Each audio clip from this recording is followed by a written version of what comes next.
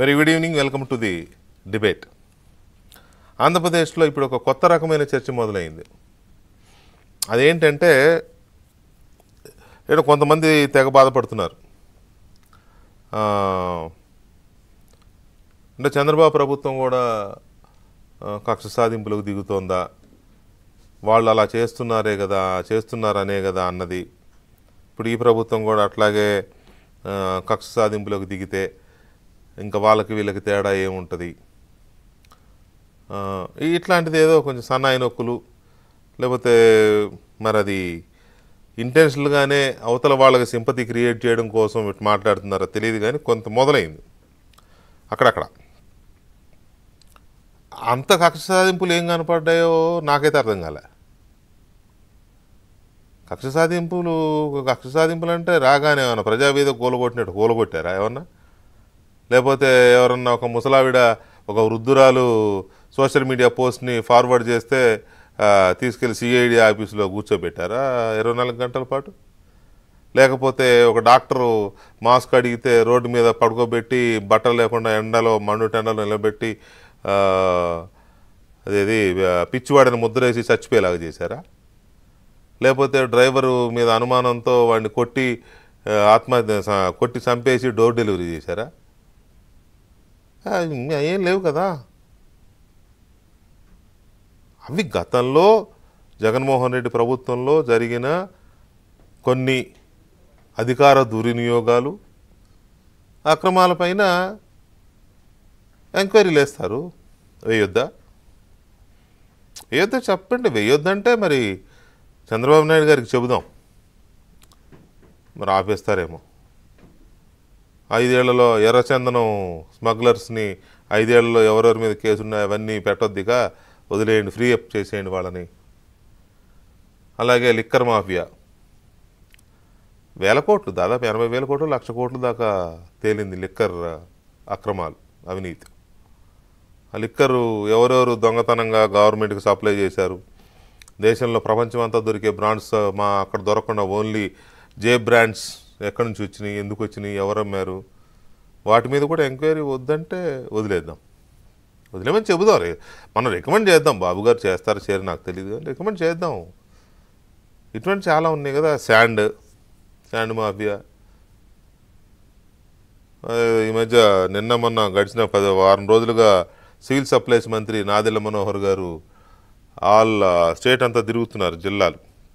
ఈ civil supplies godowns, sale పాయింట్లు,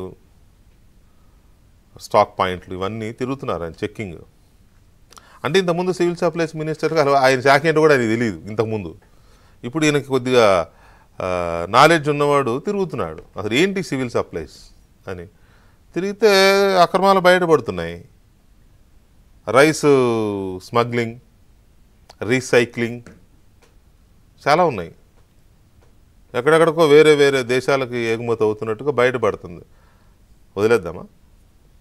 వదిలేమంటే చెప్దాం. అది కూడా మన మాటగా చెబుదాం. బాబు గారు వింటారా వినరా మరి అది వారిష్టం, ముఖ్యమంత్రి వారు కదా.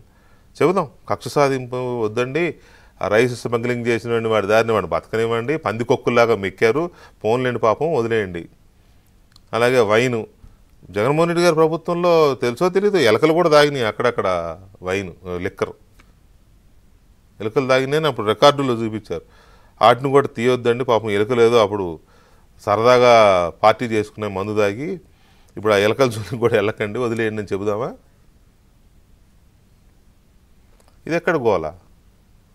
కక్ష సాధింపు అంటే ఏంటి?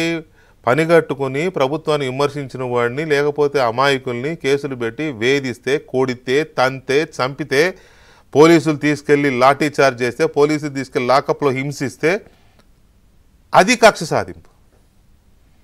లేకపోతే ఎవరు ఆస్తులన్న కూలగొడితే, ఎవరు భవనాలన్న కూలగొడితే, ఎవరు ఆస్తులన్న లాక్కుంటే, ఎవరు భూములన్న లాక్కుంటే, ఎవరి చీనీ చెట్లన్న నరికేస్తే, లేకపోతే పాత దీన్ని దృష్టిలో పెట్టుకుని తలలు నరికేస్తే, పీకలు కోసేస్తే, నడి రోడ్డు మీద పడుకోబెట్టి, అది హింస, అది కక్ష సాధింపు. అది కాదే. అసలు ఈ 4 రోజుల్లో అవేం జరగలేదే. ఒకే ఒకటి జరిగింది. రఘురామకృష్ణరాజు గారు ఆయన తన మీద అప్పుడు జరిగిన దీని మీద పోయి లాస్ట్ మంత్ 11వ తారీఖు అనుకుంటా పోలీసులకు ఒక కంప్లైంట్ ఇచ్చినాడు. ఇస్తే అది నిన్న ఎఫ్ఐఆర్ ఇష్యూ అయింది. ఆయన జగన్మోహన్ రెడ్డి మీద ఇంకో 2-3 ఐపీఎస్ల మీద ఇంకెవరి మీద ఒక డాక్టర్ మీద పెట్టినాడా. ఎస్, ఆయనగా హీ హాజ్ ఎవ్రీ రైట్ అండి. ఆయన మృత్యు ముంగిట్లోకి చావు నోట్లోకి వెళ్ళి బయటపడ్డాడు. తెలియదా? ప్రపంచానికి తెలియదా? జగన్మోహన్ రెడ్డి ప్రభుత్వంలో మొట్టమొదటి తిరుగుబాటు చేసింది ఆయనే. అవునన్నా కాదన్నా ఇట్స్ ఫ్యాక్ట్ కాదా? ఆయన్ని కస్టోడియల్ టార్చర్ జరగలేదా ఆయన మీద? కోర్టులో 2 కాళ్ళు పైకి లేపి చూపిస్తే కదా జడ్జి గారు హాస్పిటల్కి వెళ్తే అంత ఇదిగా దెబ్బలు కనపడుతుంటే డాక్టర్లు సర్టిఫై చేయలేదా? ఫ్రీ అసలు ఏమీ లేదు ఈయన మీద, ఈయన పండులాగా ఉన్నాడు, ఒంటి మీద దెబ్బే లేదంటే మిలిటరీ హాస్పిటల్ బొక్కలు కూడా ఇరిగినాయి, ఏలు కూడా ఇరిగిందని చెప్పి మిలిటరీ హాస్పిటల్ ఇవ్వలేదా? దాని మీద కంప్లైంట్ ఇస్తే తీసుకునే వ్యవస్థలు ఉన్నాయా ఏపీలో? అప్పుడు లేవు కాబట్టి ఇప్పుడు ఇచ్చారు కంప్లైంట్. ఇప్పుడు ఎందుకులే అని వదిలేసి ఆ బాధను అలా దిగమింగుకొని ఆనాడు ఆయన కుటుంబం, ఆయన అభిమానులు, లేకపోతే ఆయన నియోజకవర్గంలో ప్రజలు పడిన ఆవేదన అలా వదిలేద్దామా? పడినోడికి పడుతుంది ఆ బాధ.